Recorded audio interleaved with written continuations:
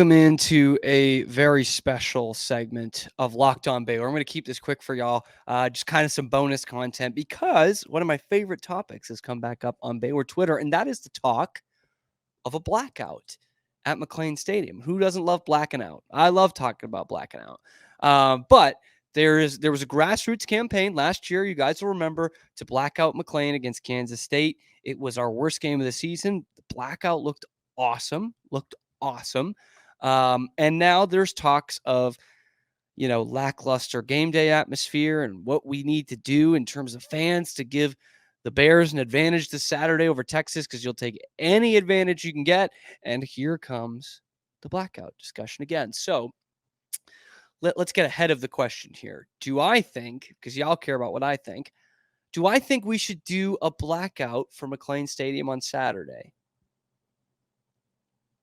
Yeah, I kind of do. I do. Now, my head is telling me I don't, because not everyone's going to be on board for it. And that's really all that matters at the end of the day, is that everyone is on board and it looks great. But I'm telling you, it looked awesome last year. People clearly wanted this, kind of what became an annual tradition for only about 3 or 4 years there, but they want it back. It was awesome. Now, of course, the big issue and the other reason why my head's telling me we shouldn't want to do it is I don't have black uniforms, y'all. We don't. And it's not coming back Saturday, no matter how bad you want it. Like, it's not going to happen. I know Max said something a few weeks ago of like, hey, we're looking to do something different with uniforms. And then I think it was a few days later was when they did the uniform combinations, which have been an abject failure. I don't want to pile it on too much, because I guess they're trying. They're trying. But I think when people were talking and complaining about uniforms, it wasn't about the uniform combinations in terms of, let's do yellow, green. No, I think the complaint about uniforms was they want different uniforms. These uniforms stink. They're bland. Nothing cool about them at all. Whereas we used to have really cool uniforms. And, say what you want about how much it doesn't matter. I think it did matter to some extent of the branding that we put out, and look good, feel good, play good. That does matter. So anyway, all that to say, there's no black uniforms. So it was a little weird when you have a blackout in your stadium and your team comes out in all green. It's going to look a little bit different, a little bit odd. The reason why the blackout game started was because we had cool blackout uniforms, which we're not getting back. We're not just running out in black uniforms this weekend. That's not how it works. It's not part of the Nike deal. And that is the deal that rules all when it comes to any kind of Baylor uniform, anything. And that's any school.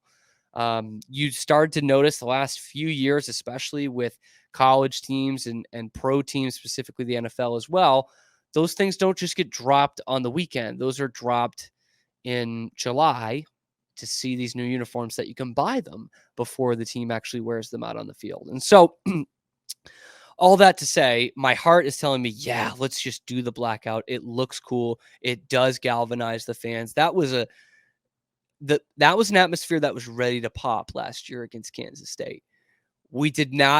Baylor did not give them the game to do that, for us as fans to do that. It was the worst game of the season, 31-3. Like, literally at no point could you actually get the place hyped up other than the line running and people, the team taking the field. I mean, they didn't even get the chance to wave the line jerseys around after the first touchdown because Baylor never scored one. So, no, they probably shouldn't, because I don't know that everyone will get on board. And that was something I was surprised at last year. And even Baylor Athletics put out the little picture that was like the Baylor logo in black that just said something like, any way you come, just as long as you come. That was, I think, the most endorsement we're going to get from this. And hey, I wasn't expecting that from Baylor, so I got to give them some credit there. My heart says, yeah, let's do the blackout. It'll look cool. Head says it's not going to look cool enough. And when half your stadium is going to be burnt orange, that also doesn't help. That was a bit of an advantage in the Kansas State game last year, was you don't have, I mean, they travel well, but it's not like, it's 100 miles down the road. So You were able to get mostly Baylor fans in there. It was a 6-3 team at that point. A lot of things that go into it that I don't think will factor into the game this weekend. Which kind of to the greater point, Baylor's playing Texas this weekend. 10 years ago, those two teams played at the last game at Floyd Casey Stadium. Baylor won the Big 12 championship. Big 12 for the first time ever. Hadn't been conference champions in almost 20 years. It was a real watershed moment for the program in terms of that Art Briles turnaround. You know, they had good teams. They had made bowl games. They had a Heisman Trophy winner. But this was like the watershed moment of the new era in terms of this was the goal. Now you have a championship to back it up. You did it in these awesome throwback uniforms. Last game at Floyd Casey against the old rival. It is just kind of a perfect day. And then, you know, it obviously takes off after that. You know, Baylor opens up McLane. They win another Big 12 championship. They go to another BCS Bowl the next year, 61-58 the next year. And I tell you, that was right before I came to Baylor. That's why it was one of the hottest schools in the country, all those things put together. And here we are 10 years later, going to take on UT. And I know some of the old players are talking about it, no reunion or anything. And it just kind of shows how Baylor is truly trying to erase that part of its history. And look, for a lot of ways, that's a good thing. But in the grounded reality of things, you can't just erase this history and pretend like it never happened. And in terms of a football standpoint, it was really good for your fans, for your school, for your brand. I get that, you know, what came afterwards is not something Baylor wants to remember or shine a light on, but you're not doing that. You know, you're not having Art Briles flip the coin. There's so many good players that were on those teams that are also great people that didn't have anything to do with this crap. And for them, it's got to feel like they've just been erased from the record books this whole time. And that's sad, man. That really is. And one of the things that galvanized that era, that Be God era, was these blackout games and the kind of atmospheres it brought.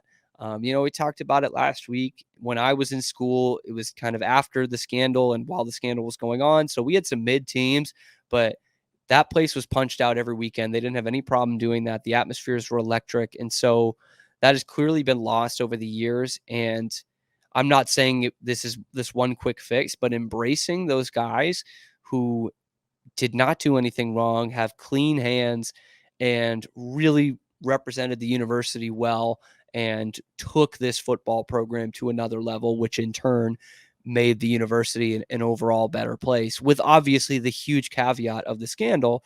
But these guys weren't part of that.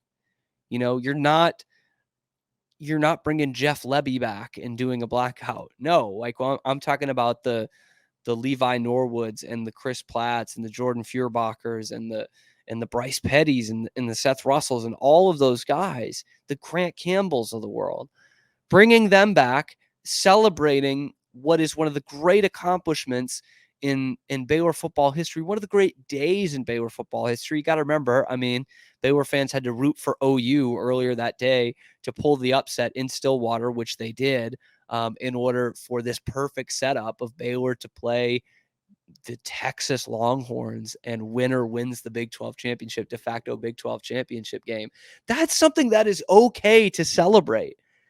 That's an awesome moment. And I think doing a blackout would actually be the perfect way of doing it, because that's the team that started the blackout tradition. And that was obviously the famous OU Thursday night game that year, which many say is the best atmosphere ever at a Baylor home football game. And so why not embrace that?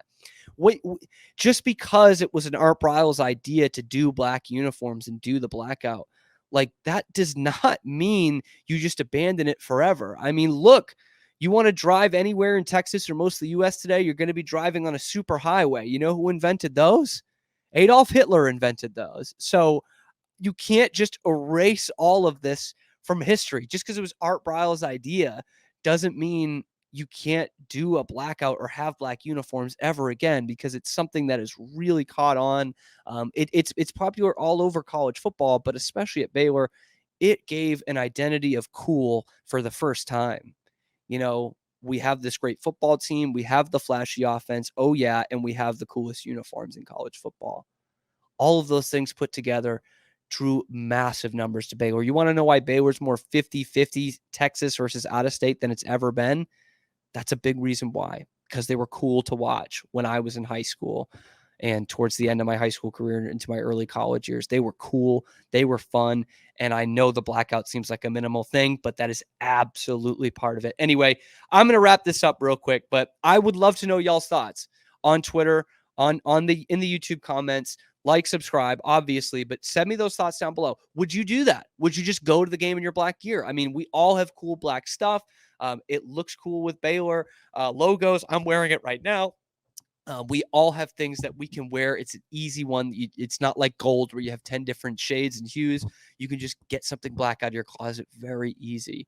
And it looks cool. It's a night game. It fires the place up. It looked badass last year, even in a bad game. So tell me your thoughts. I want to know, do you want the blackout to come back? In my heart of hearts, I do. I really do. I want it to be back this weekend. I want it to be back once a year. Pick your biggest night game. Let's do it. Announce it the week of the game like you used to do. Sell the T-shirts. Absolutely. Throw this thing down. It'll be awesome. But my head says, A, there'll be too many UT fans there, and B, I just don't know if anyone's going to be on board. And C, I just don't want it to have this connotation that it's, if you wear black to the game, that you're supporting Art Briles. I don't want it that one way or the other. I don't want you to be judged because of that negatively, or maybe you do want it to be a statement. I don't want it to be a statement. I want it to just be, we're wearing black to the game because it looks cool. Anyway, glad to have this discussion again. It's an easy way to get that fan engagement back up. So let me know what you think. Blackout or no blackout? That is the question.